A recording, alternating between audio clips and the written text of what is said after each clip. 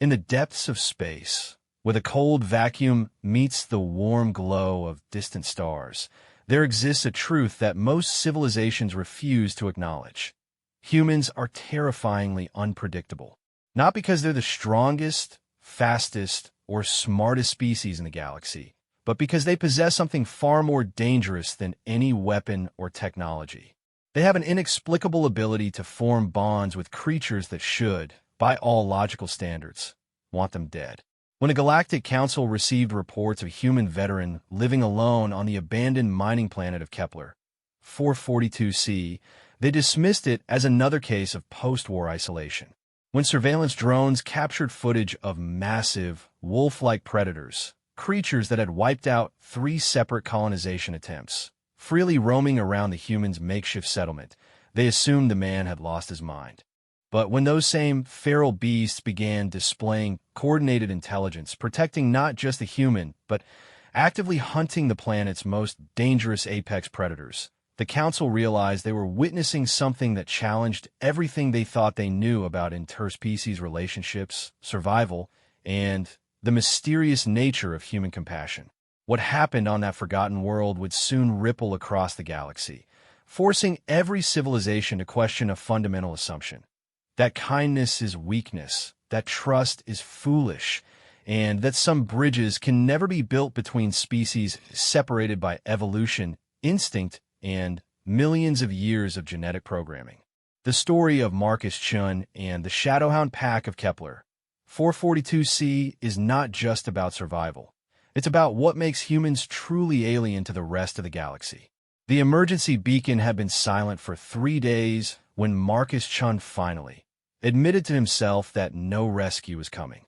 His transport vessel lay twisted and burning in a crater 2 kilometers from where he now sat, nursing broken ribs and a punctured environmental suit with nothing but emergency rations and a prayer between him and the unforgiving wilderness of Kepler 442c. The planet had once held promise: rich mineral deposits, breathable atmosphere, gravity within acceptable parameters for most galactic species. 3 separate colonization attempts had been launched over the past decade. 3 separate failures. The official reports cited environmental hazards and unforeseen predator activity, but Marcus had read between the lines during his military briefings. The colonists hadn't just failed. They had been systematically hunted to extinction by something the surveys had missed. Marcus adjusted the makeshift splint on his left arm and checked his chronometer. Local sunset was approaching, and he had learned enough about this world in the past 72 hours to know that darkness brought visitors he wasn't equipped to handle. The emergency shelter he had constructed from salvaged hull plating might keep out the smaller scavengers, but it wouldn't stop the creatures whose howls had echoed across the valley every night since his crash. He had seen them twice now, massive, shadowy forms moving through the tree line with predatory grace. They were easily the size of Earth's extinct dire wolves, but their movements suggested intelligence far beyond any terrestrial canine. The way they coordinated, the way they seemed to test his defenses without committing to an attack, spoke of a pack mentality that bordered on tactical awareness. Marcus sealed the shelter's improvised airlock and settled in for another night of uneasy vigilance. His military training had kept him alive through the Proxima conflict and the vegan border wars, but this was different. Here, he wasn't fighting soldiers or pirates or even hostile aliens with comprehensible motivations. Here, he was facing apex predators on their own territory, and his technological advantages were rapidly dwindling with his power supplies. The first howl came just as the planet's twin moons rose above the horizon. Low, resonant, carrying across the landscape like a mournful song.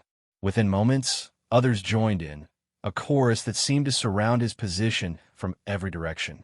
Marcus gripped his plasma rifle and tried to calculate angles of approach, but the acoustics of the valley made it impossible to pinpoint exact locations. That's when he heard something that made his blood run cold. Between the howls, carried on the night wind, came a sound no predator should make. A whimpering, weak, pained, distinctly different from the powerful vocalizations of the pack. Something was hurt, and it was close. Marcus checked his suit's external sensors. The wounded animal was approximately 50 meters northeast of his position, in a small depression that his emergency scans had identified as a natural water source. As he watched the thermal readings, he could see the creature's body temperature fluctuating in a pattern consistent with severe trauma and blood loss. The logical choice was obvious. Stay in the shelter. A wounded predator was even more dangerous than a healthy one, and approaching it would mean exposing himself to whatever had injured it in the first place. Marcus had survived 12 years of military service by making logical choices, by following protocols, by never taking unnecessary risks. But the whimpering continued, and Marcus found himself thinking of his sister's dog back on Earth. A rescued, mutt named Seven who had arrived at Sarah's apartment with a broken leg and a mistrust of humans that took months to overcome. Sarah had spent weeks nursing the animal back to health, never knowing if her kindness would be repaid with loyalty or violence. Marcus cursed himself in 3 languages as he unsealed the shelter. The night air was crisp and carried the scent of alien vegetation mixed with something metallic that could only be blood. Marcus activated his suit's low-light enhancement and moved carefully through the undergrowth, plasma rifle at the ready. His footsteps seemed impossibly loud in the darkness, but the pack's howling had stopped, replaced by an eerie silence that made every shadow suspect. The wounded creature was exactly where his sensors had indicated. A young member of the species that had been terrorizing the valley, sleek black fur matted with blood, powerful limbs that even in injury spoke of incredible speed and strength. One of its hind legs was caught in what appeared to be the remnants of an old colonial survey trap, the kind of cruel device that tightened with struggle and would eventually sever the limb entirely. The animal's eyes opened as Marcus approached, reflecting the moonlight with an intelligence that was both alien and oddly familiar. It didn't snarl or snap as he expected. Instead, it watched him with what could only be described as curiosity, as if trying to understand why a potential prey animal was approaching instead of fleeing. Marcus holstered his rifle and activated his suit's external speakers. "Easy there," he said softly, knowing the creature couldn't understand his words, but hoping his tone might convey peaceful intentions. "Let's see what we can do about this." The trap was a cruel piece of engineering, designed to capture specimens for study while causing maximum distress. Marcus had seen similar devices used against human prisoners during the border conflicts, and the memory filled him with disgust. Whoever had placed these traps had done so with complete disregard for the suffering they would cause. As Marcus examined the mechanism, the young creature, he was beginning to think of it as she, based on body structure, continued to watch him with those unervingly intelligent eyes. When he gently touched her injured leg to assess the damage, she flinched but didn't attempt to bite. It was almost as if she understood he was trying to help. The trap's release mechanism was corroded but functional. Marcus used his multi-tool to carefully disengage the springs, working slowly to avoid any sudden movements that might trigger a defensive response. The process took nearly 20 minutes, during which the only sounds were the whisper of night wind and the creature's labored breathing. When the trap finally opened, the relief in the animal's posture was immediately visible. She pulled her leg free and attempted to stand, only to collapse as the injured limb refused to bear weight. Marcus could see deep lacerations where the trap's teeth had bitten into flesh, but more concerning were signs of infection and the beginning stages of gangrene. "You've been here for a while, haven't you?" Marcus murmured, pulling medical supplies from his emergency kit. "Days, maybe longer." Working by moonlight and the dim glow of his suit's work lamps, Marcus cleaned and dressed the wounds with supplies intended for human injuries. The creature remained still throughout the procedure, though he could sense her tension, the coiled readiness to fight or flee if his intentions proved hostile. When he finished and stepped back, she attempted to stand again and managed a few limping steps before settling down to rest. Marcus was about to retreat to his shelter when the howling began again. But this time it was different. Closer. The pack had found them. The first shape emerged from the tree line like a living shadow. Then another, and another. Within moments, Marcus found himself surrounded by 6 of the massive predators, their eyes reflecting moonlight like fallen stars. They moved with the coordinated precision of a military unit, each animal taking a position that eliminated any possible escape route. Marcus reached for his rifle, then stopped. The wounded creature, the one he had just spent precious time and medical supplies helping, had positioned herself between him and the largest of the pack. Her posture was defensive, protective. She was trying to shield him from her own kind. The standoff stretched for what felt like hours, but was probably only minutes. The pack leader, a massive male with scars across his muzzle that spoke of countless battles, approached slowly. His gaze moved from Marcus to the wounded female and back again. When he reached her, he lowered his great head to sniff at the medical dressings, then looked directly at Marcus with an expression that defied easy interpretation. The moment stretched between them, predator and prey, alien and human, 2 species separated by evolution and instinct but connected by something neither fully understood. Then, the pack leader did something that would haunt Marcus for the rest of his life. He lowered his head in what could only be interpreted as acknowledgement, possibly even respect. The pack melted back into the forest as silently as they had arrived, but the wounded female remained. When Marcus finally returned to his shelter, she followed at a distance, settling down just outside the perimeter he had established. As dawn broke over the alien landscape, he found her still there, watching over him while he slept. The next morning brought new challenges. Marcus's food supplies were running dangerously low, and his water recycling system was beginning to show signs of stress from processing the alien atmosphere. He needed to find a more permanent solution if he intended to survive until rescue arrived, assuming rescue ever came.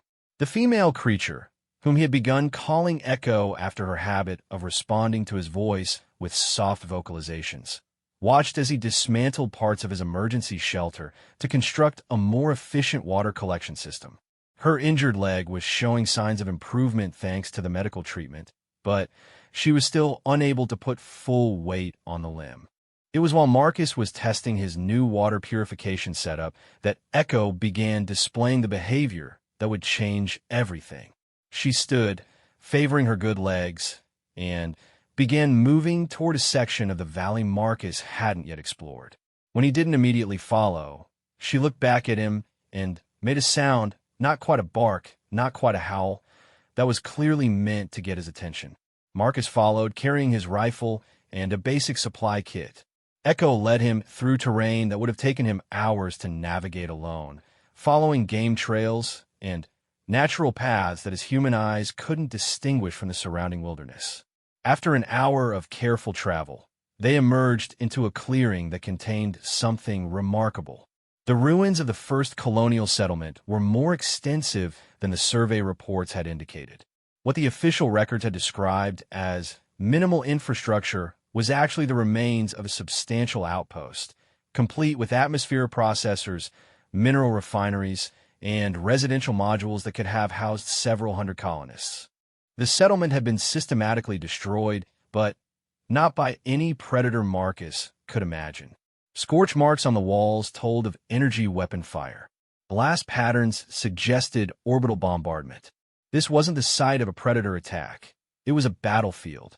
Someone had gone to considerable effort to erase evidence of what had really happened here. Echo led him through the ruins to a structure that had survived better than the rest. A storage bunker built into the natural rock formation.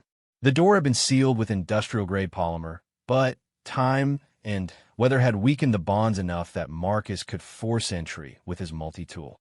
Inside, he found supplies. Massive quantities of preserved food, water purification tablets, medical equipment, and, most importantly, a complete communication array with backup power cells.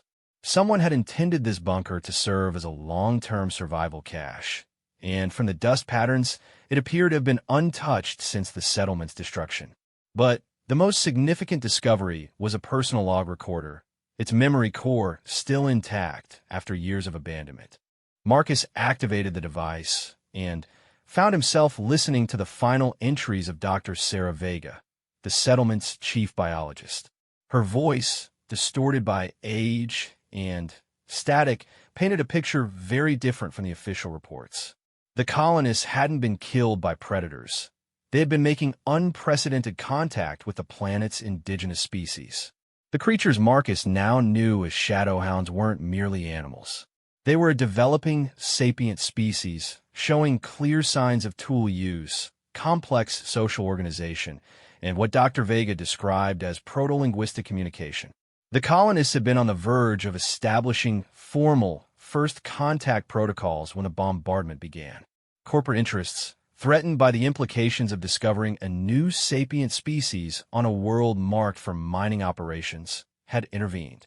The attack had been designed to look like predator activity, with the survivors hunted down to maintain the deception. Dr. Vega's final entry was a desperate plea to anyone who might find her records. They're not animals. They're people. They have families, culture, art. And we destroyed it all for the sake of quarterly profit margins. Marcus sat in the abandoned bunker, processing the weight of what he had discovered. The Shadowhounds weren't the monsters the galaxy believed them to be. They were the survivors of genocide, the remnants of a civilization that had been destroyed before it could take its place among the stars. Echo watched him from the bunker entrance, her intelligent eyes reflecting an understanding that transcended species barriers. She knew what the ruins represented. She might have been born after the destruction, but the memory of it lived in her pack, passed down through stories and sense, and the collective consciousness of a species learning to survive. When they returned to his camp that evening, the pack was waiting. All 6 of them, arranged in a semicircle around his shelter. But their posture had changed. They weren't predators sizing up prey. They were delegates awaiting an answer to a question Marcus was only beginning to understand. The pack leader approached as darkness fell, carrying something in his massive jaws. He placed it carefully at Marcus's feet and stepped back. It was a piece of technology unlike anything in the colonial records, crystalline structures arranged in patterns that suggested both art and engineering, beautiful and functional in ways that human science was only beginning to explore. Marcus picked up the device, feeling its weight and warmth. As his fingers traced the crystal patterns, the device began to glow with soft bioluminescence. The light pulsed in patterns that seemed familiar, like a language he almost but not quite understood. The pack leader spoke, not howled, not barked, but spoke in a series of tones and harmonics that carried meaning beyond mere sound. Marcus couldn't understand the words, but he could sense the intent behind them. This was an offering, a gesture of trust from beings who had every reason to distrust his species. As the alien device grew warm in his hands, Marcus realized he was standing at a crossroads that would define not just his own survival, but potentially the future of 2 species. He could use the communication array in the bunker to call for rescue, to return to human space with news of the Shadowhound's existence. But that would likely mean more corporate expeditions, more attempts to exploit or eliminate a species that was just beginning to rebuild from the ashes of their first encounter with galactic civilization. Or he could stay. He could learn their language, their culture, their ways of seeing the universe. He could become a bridge between species, a translator for beings who had no voice in the galactic community that had already condemned them to extinction.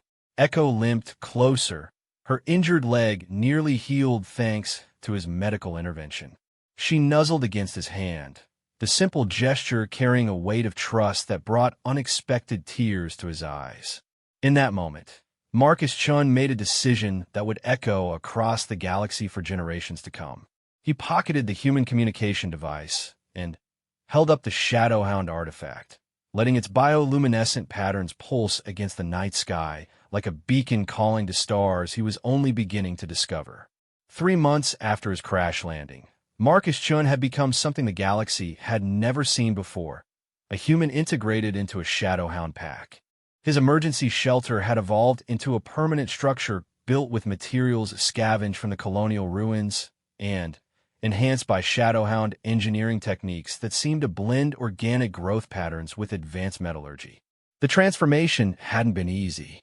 Learning to communicate with beings whose language incorporated scent markers, ultrasonic harmonics, and bioluminescent display patterns had pushed Marcus's linguistic abilities to their absolute limits. But gradually, painfully, beautifully, understanding had emerged. Echo, whose real name translated roughly to Swift Current Through Stone, had become his primary teacher. Her injury, fully healed now, thanks to the combination of human medicine and Shadowhound healing techniques, had left her with a slight limp that she wore like a badge of honor. She was young by Shadowhound standards, barely past the transition from adolescence to full pack membership, but her natural curiosity and willingness to trust had made her the perfect ambassador for her species. The pack leader, whom Marcus had learned was called Thunder Before Storm, carried scars that told the story of survival against impossible odds. He remembered the bombardment, though he had been barely more than a cub when it happened. The memories passed down through pack traditions spoke of fire from the sky, of the strange pale beings who had brought gifts, and learning before the burning began. Marcus had spent hours listening to these stories, recorded now in both human digital formats and the crystalline memory matrices that the Shadowhounds used to preserve their history.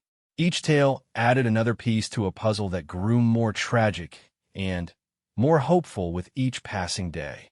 The Shadowhounds had been on the cusp of their own technological revolution when the humans arrived. Their science was based on principles that human researchers would have called impossible. Biotechnology that grew rather than manufactured, energy systems that harvested ambient electromagnetic fields, construction techniques that worked with natural forces rather than against them. They had been perhaps 50 years away from developing spaceflight capabilities when the corporate expedition had ended their civilization. But they had endured. Small packs scattered across the planet's most remote regions had preserved fragments of their knowledge, their culture, their dreams of reaching the stars. They had adapted, evolved, learned to hide from the monitoring satellites, and survey drones that occasionally swept the planet. They had become experts at survival, but in doing so, they had lost much of what had made them a true civilization. Marcus's presence offered something they had thought lost forever, a chance to reclaim their heritage and, perhaps, someday, take their place among the stars. The work was exhausting. Marcus spent his mornings hunting with the pack, learning their techniques for tracking and bringing down the massive herbivores that grazed in the planet's extensive grasslands. His afternoons were devoted to language lessons, technical exchanges, and the delicate process of documenting Shadowhound technology without betraying the trust they had placed in him. Evenings belonged to storytelling. The Shadowhounds gathered in a natural amphitheater formed by crystalline outcroppings that seemed to amplify and harmonize their vocalizations. Marcus would share tales from human space, stories of Earth, of the wars he had fought, of the civilizations that had learned to work together despite their differences. In return, he learned of the Shadowhounds' mythology, their understanding of the universe as a vast web of interconnected consciousness, their belief that every sapient species carried a unique piece of cosmic truth that enriched the whole. It was during one of these evening sessions that Marcus first encountered the children of the Deep Current, Shadowhounds who had been modified by their own biotechnology to serve specific functions within their society. Some were living libraries, their enhanced neural structures capable of storing and accessing vast amounts of cultural information. Others were empaths, able to sense and interpret the emotional states of different species with startling accuracy. The most remarkable were the Star Seekers, Shadowhounds whose sensory organs had been enhanced to detect and analyze electromagnetic signatures from deep space. They served as astronomers' communications specialists and something that human science had no equivalent for. Cosmic consciousness interpreters, beings capable of sensing the presence and emotional resonance of distant civilizations. It was through the Star Seekers that Marcus learned the true scope of what was happening on Kepler 442c. The Shadowhounds hadn't been passive victims of genocide. They had been fighting back, using their biotechnology to create interference patterns that disrupted corporate survey operations, to send false signals that made mining sites appear depleted, to gradually reclaim their world while appearing to have been extinct for years. More importantly, they had been listening to the galaxy. Their enhanced receivers had detected transmissions from dozens of other species, many of whom existed on the margins of galactic civilization. Beings who, like the Shadowhounds, had been displaced or destroyed by the expansion of major powers. There was an entire underground network of survivor species scattered across distant worlds, maintaining contact through encrypted transmissions and waiting for an opportunity to reclaim their place in the cosmic community. Marcus realized he was not just forming a friendship with a single pack of alien predators. He was being inducted into a resistance movement that spanned the galaxy. The revelation came with both opportunity and danger. The Shadowhounds possessed technology and knowledge that could revolutionize human understanding of biotechnology, consciousness, and interspecies cooperation.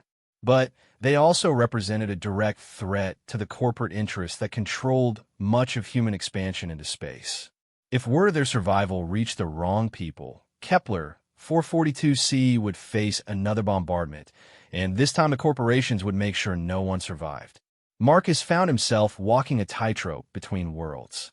His emergency beacon still had the power to call for rescue, to return to human space, and report his survival.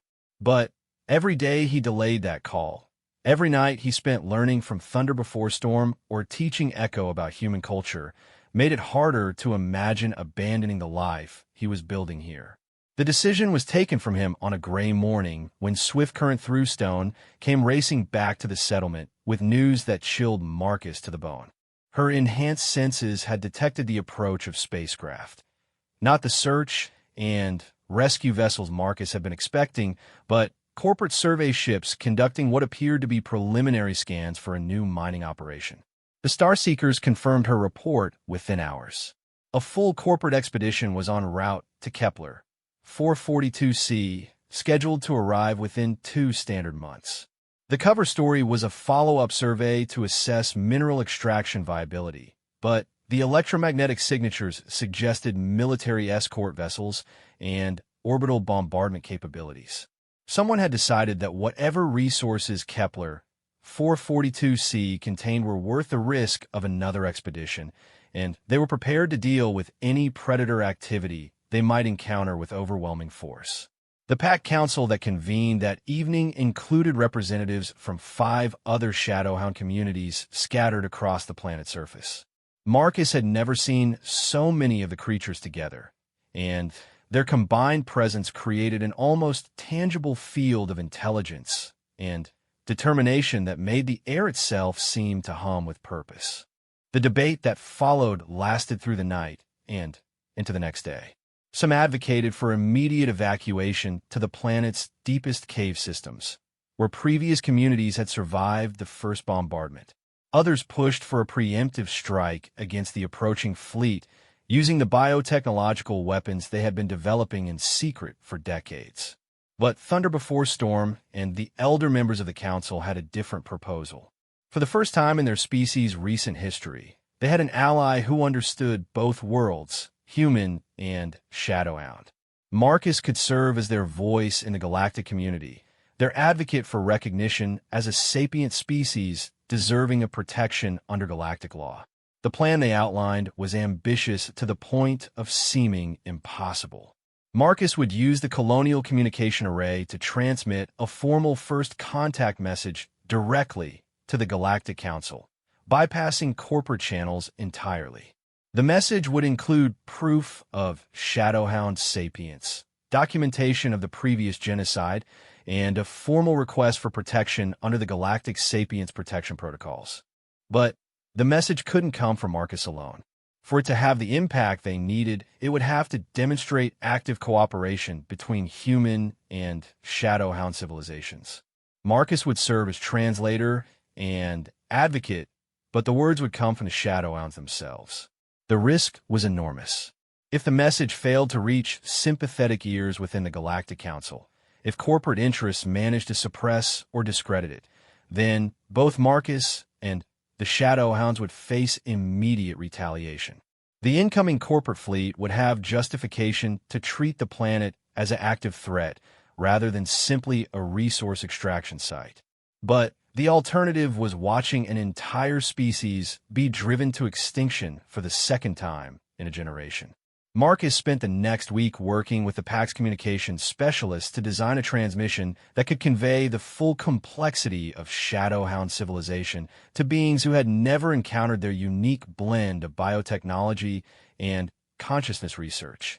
The message would include linguistic samples, mathematical proofs of intelligence, artistic expressions that demonstrated cultural sophistication, and most crucially, historical records of the previous human expedition that had been buried by corporate interests. The Shadowhounds contributed technologies that Marcus had never imagined possible. Bio-optical matrices that could encode massive amounts of information in patterns that resembled living art. Consciousness resonance patterns that could convey emotional and intellectual concepts across species barriers. Temporal compression techniques that could fit hours of communication into minutes of transmission time. As the deadline approached, Marcus found himself marveling at the irony of his situation. He had come to this planet as a simple military transport pilot, carrying supplies between human colonies. Now, he was preparing to serve as ambassador for an alien species in what could become the most significant first contact event in galactic history. The transmission array was powered up during the darkest hour before dawn, when electromagnetic interference from the planet's twin moons was at its minimum. Marcus stood before the communication console with Swift Current Thruestone at his side, her bioluminescent patches pulsing in harmony with the transmission patterns they had spent weeks perfecting.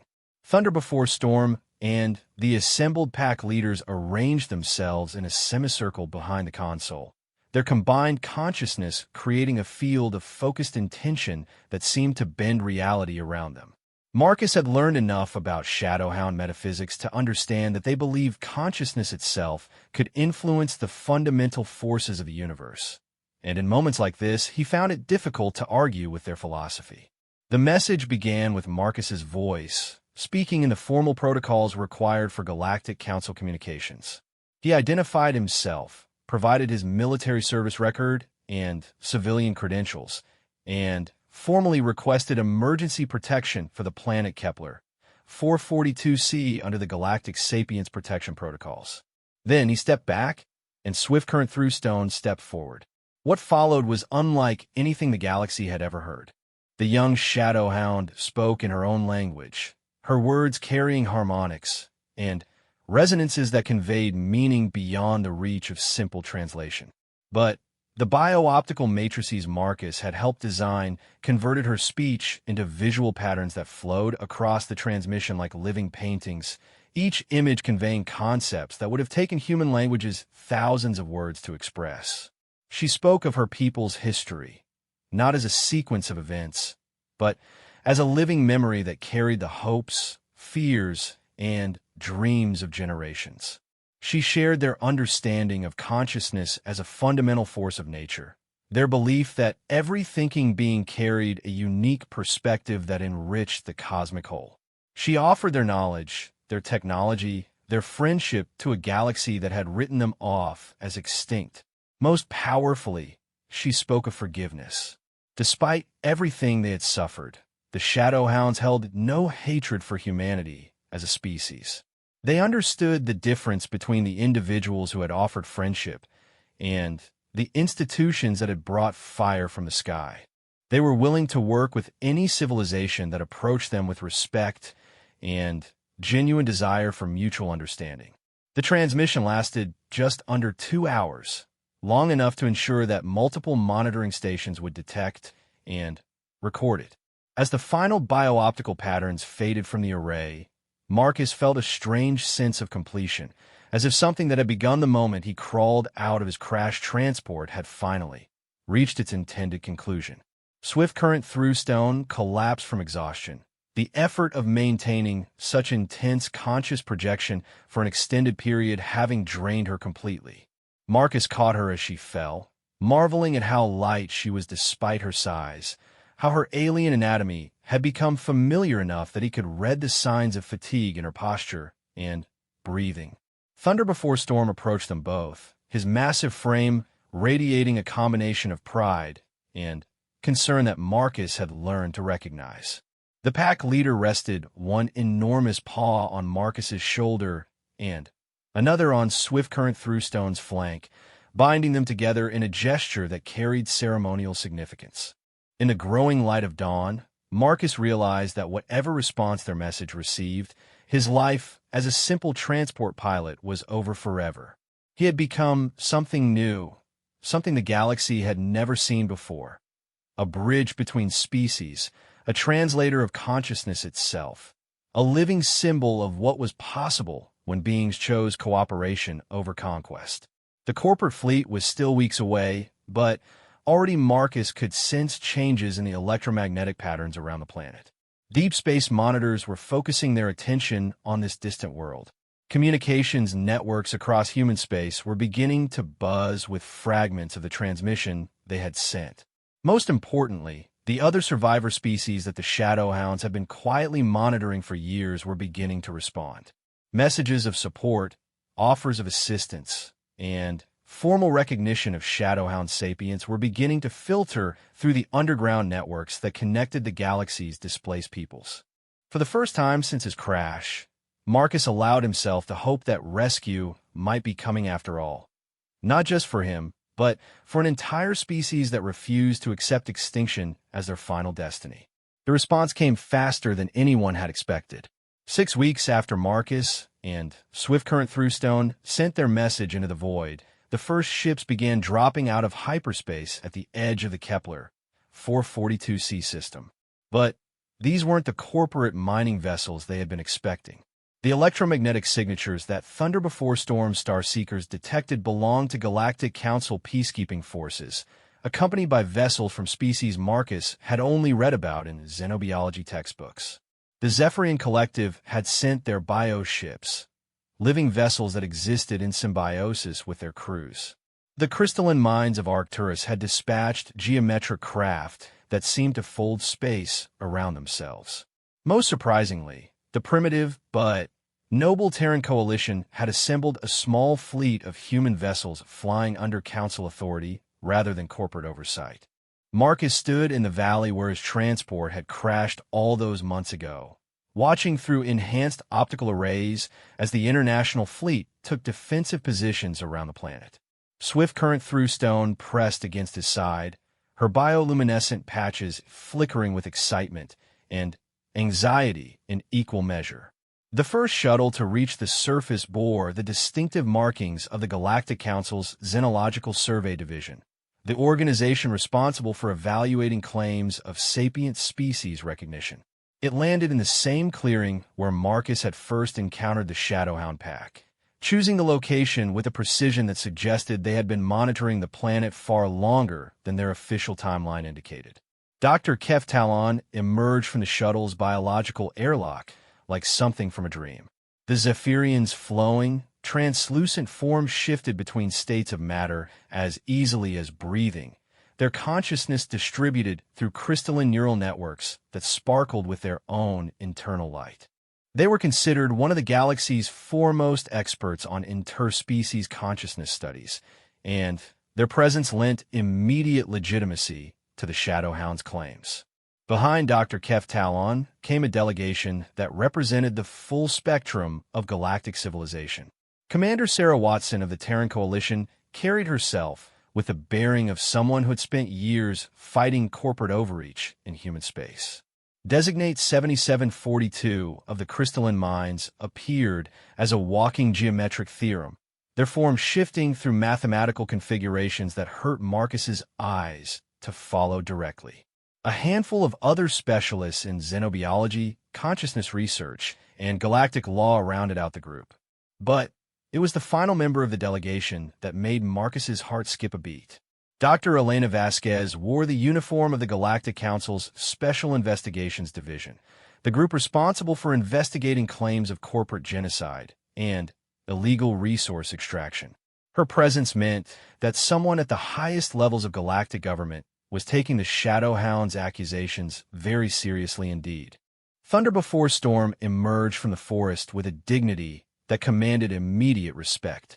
The pack leader had prepared for this moment his entire adult life, practicing the formal greeting protocols that his people had developed for interacting with other sapient species. His massive form moved with careful precision as he approached the delegation, each step calculated to convey both strength and peaceful intention. The formal first contact protocols took nearly an hour to complete. Each species had their own requirements for establishing peaceful communication: electromagnetic handshakes, pheromone exchanges, consciousness resonance calibrations. Marcus found himself serving as cultural interpreter, helping both sides navigate the complex etiquette of galactic diplomacy. Dr. Keftalana's evaluation of the Shadowhounds was exhaustive. They conducted neural complexity scans, analyzed linguistic patterns, observed social interactions, and examined examples of Shadowhound technology and art. The biocrystalline matrices that the pack had developed to store their cultural memories particularly fascinated the Zephyrian, whose own species used similar techniques for preserving consciousness across multiple generations. Commander Watson focused on the military and historical aspects of the situation. She interviewed Marcus extensively about his experiences, documented the evidence of the previous bombardment, and analyzed the colonial ruins with sophisticated forensic equipment. Her findings confirmed what Marcus and the Shadowhounds already knew.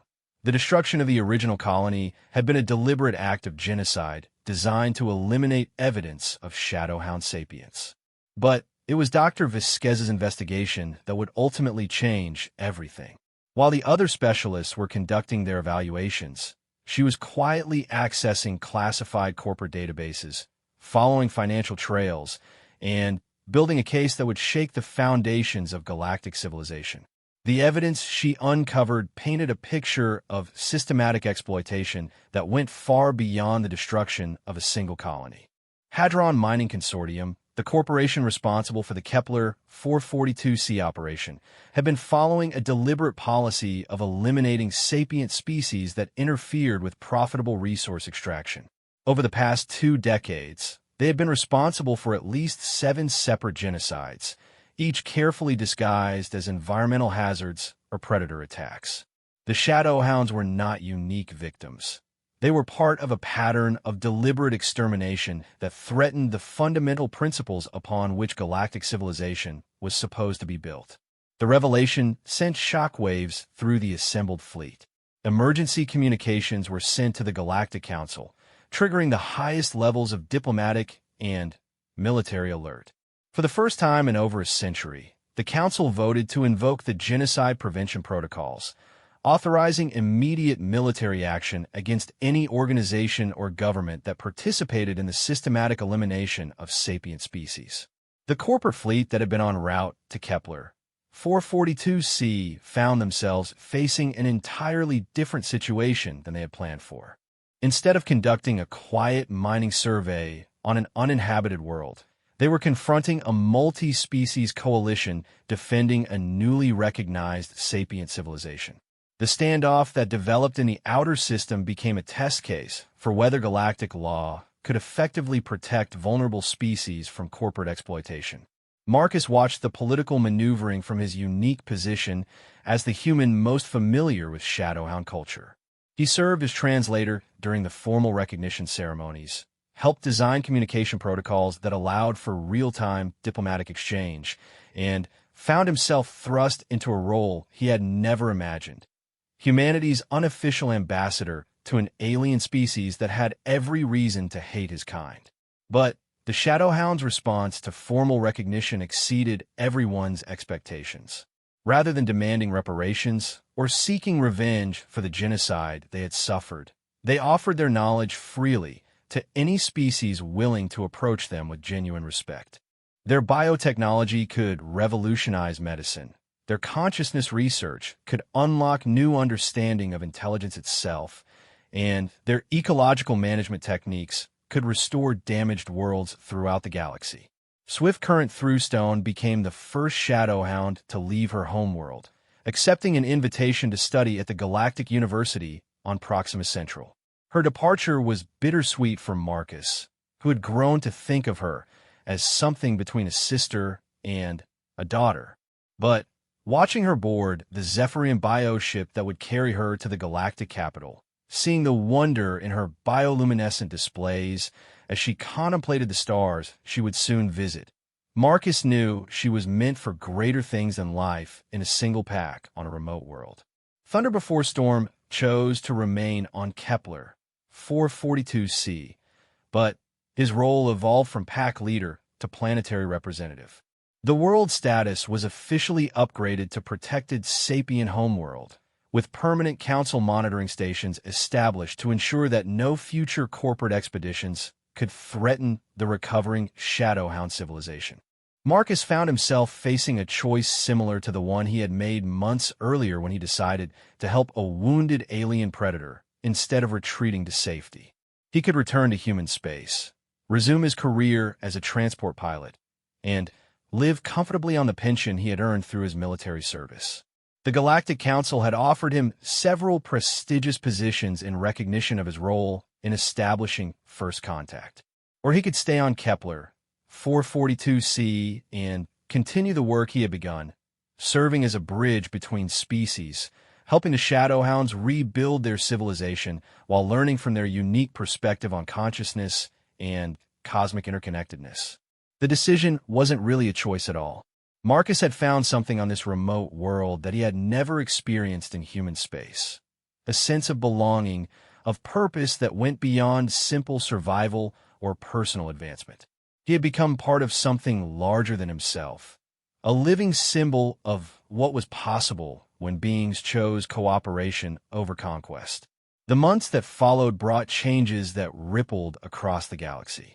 The Hadron Mining Consortium faced criminal charges in 17 different court systems, with their executives being tried for genocide under galactic law. Other corporations found themselves under scrutiny for their expansion practices, forced to prove that their operations didn't threaten undiscovered sapient species. More importantly, the network of survivor species that had been quietly maintaining contact for years began emerging from the shadows. Worlds that had been written off as uninhabited were revealed to harbor thriving civilizations that had learned to hide from galactic notice. Species that had been declared extinct were found to have survived in hidden enclaves, preserving their cultures and waiting for an opportunity to reclaim their place among the stars. The Galactic Council found itself dealing with the largest expansion of recognized sapient species in its history. New diplomatic protocols had to be developed, communication technologies upgraded, and fundamental assumptions about galactic civilization reconsidered. Marcus played a role in many of these first contact situations, his experience with the Shadowhounds making him a valuable mediator for species who had learned to fear contact with galactic civilization.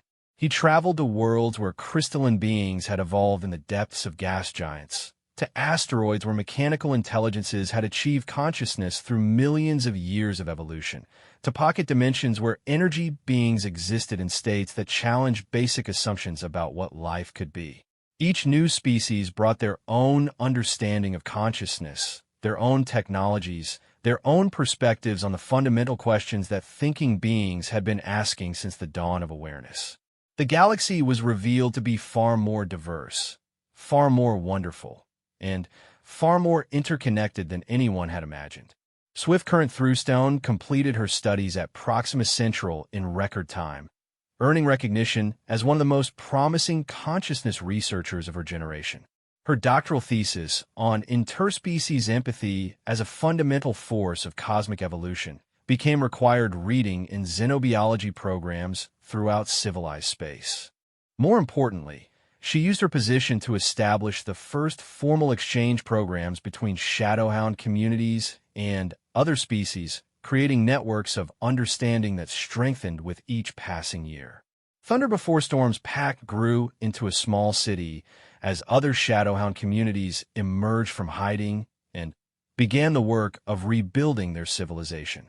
The biotechnology that had once been a desperate survival tool evolved into sophisticated systems for terraforming, healing, and consciousness enhancement.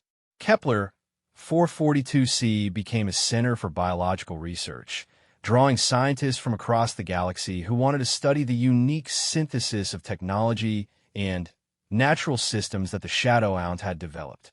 But perhaps the most significant change was in Marcus himself.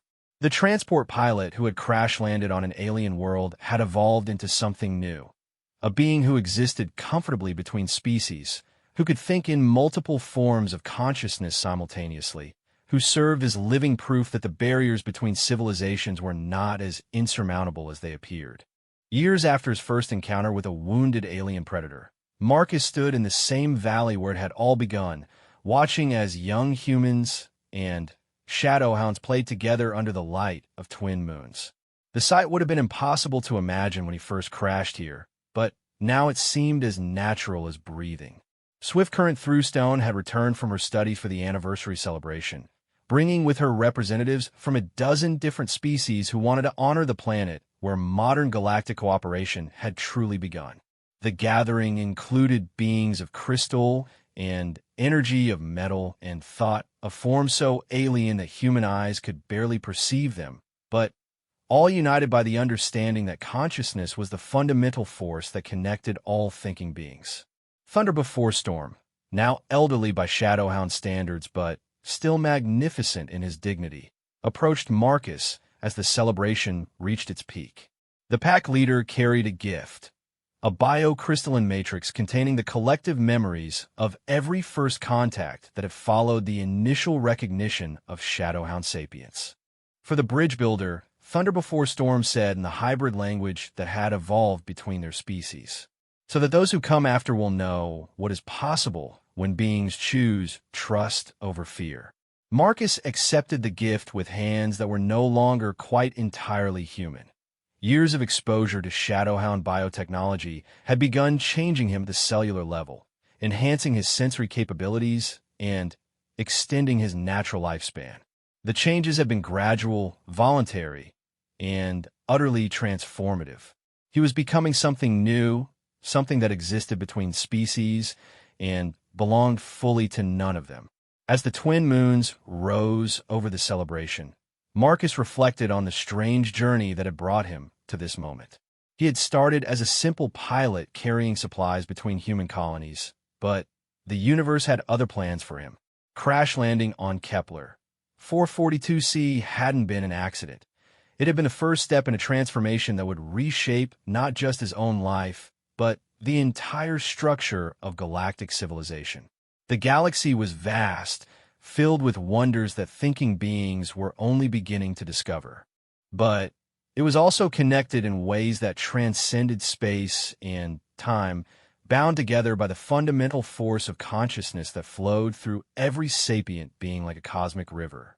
Marcus had learned to navigate those connections, to serve as a translator between different forms of awareness, to help species discover the common ground that existed beneath the surface differences of biology and culture.